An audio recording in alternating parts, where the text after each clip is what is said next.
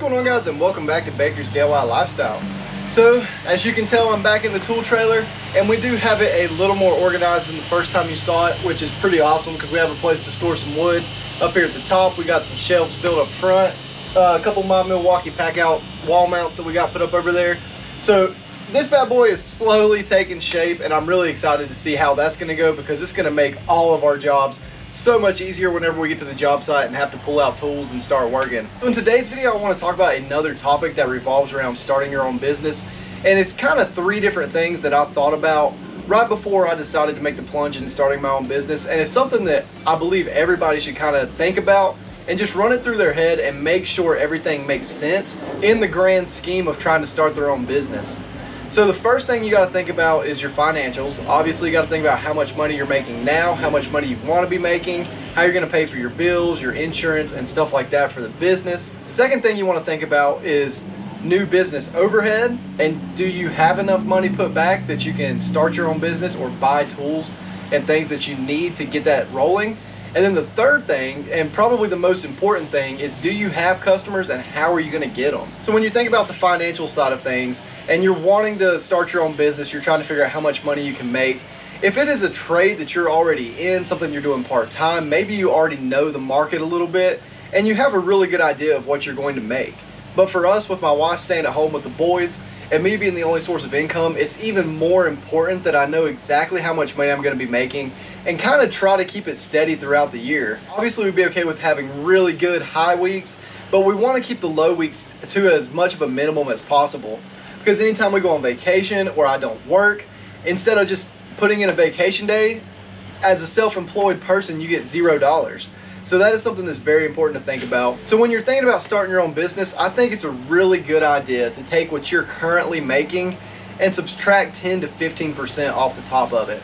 So let's say you're making $50,000 a year right now. If you pull 10% off the top of that, you would be grossing $45,000. And if that $5,000 at the end of the year is going to make or break your bank account right now, it might be something that's kind of risky for you to get into, and maybe something that you want to try part-time or on the side so that you can increase your income before you go into it, and just know that you're going to be okay. And in terms of knowing that you're going to be okay financially, is how much money do you already have saved? So I think it's good to have a number saved for yourself, but also a number saved for the business. When you're starting out, I think it's really easy to blur the lines between what money coming in is actually going to be personal and what money coming in is going to be for the business.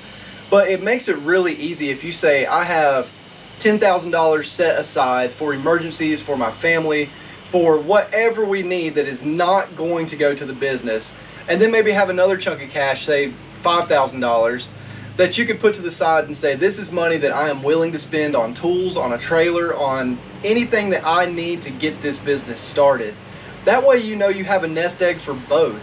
And if your business account drains all the way to zero and you have to start tapping into your personal money, then you know you have a little bit of an issue. So that's something that you can kind of think about. Of course, there's a bunch of different ways to do it, but that is something that really needs to be in the back of your head when you go into working for yourself.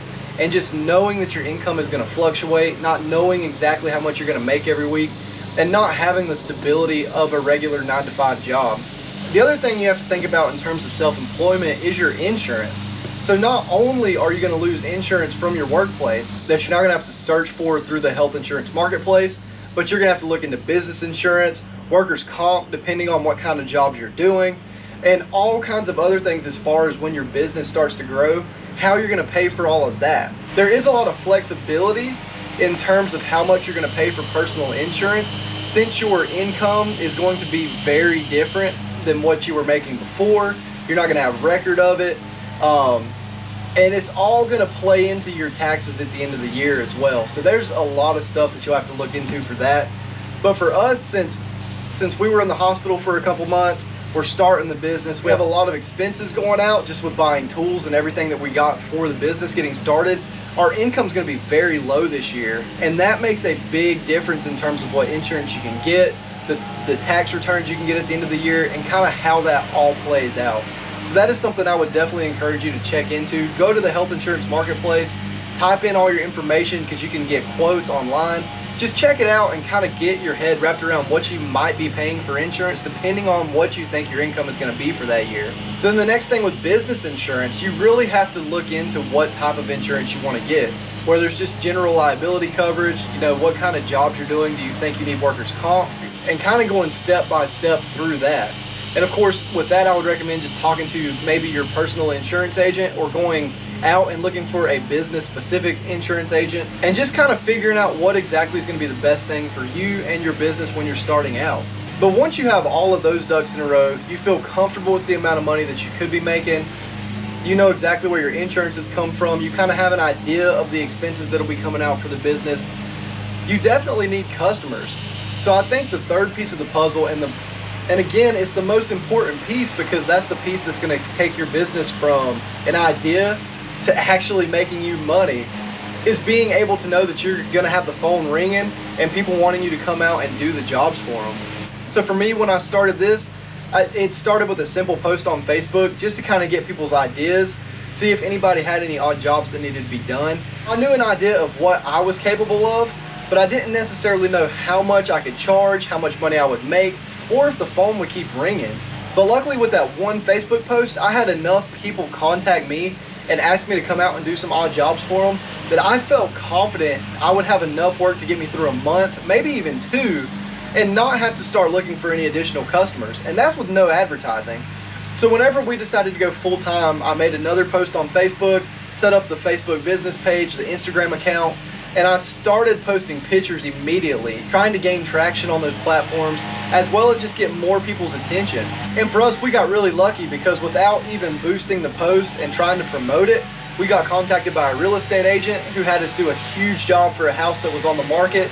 And then we got contacted by another real estate agent through her. And that was just within the first 4 to 6 weeks of us even doing this. So personally, I think your biggest marketing platform is going to be Facebook and possibly Instagram, just to showcase the jobs that you're doing. And it's so easy to branch out and find people that you know or people that know somebody you know. Because ultimately these first few months are going to be jobs for people you know. I say we got lucky with the realtors and it kind of spiraled out from there. But 90% of the work that we've done so far has been for somebody from our church, a family member or a friend, somebody that we know kind of close that we could go into their house and they trust us enough to do the job, but they also understand that we are learning and they're perfectly okay with us taking a little bit longer than somebody who's been doing it more. And they know that if we mess something up, we will fix it and make sure that the end result looks fantastic, so that we can go on to the next job with even more experience, be able to quote better, be able to look at jobs and know for sure if we can do them or how to do them. But with that, that's really all I have for this video. If you guys have any questions or comments or concerns about these 3 things that I kind of talked about, please be sure to put them in the comments section and I will be sure to read and answer every single one of those.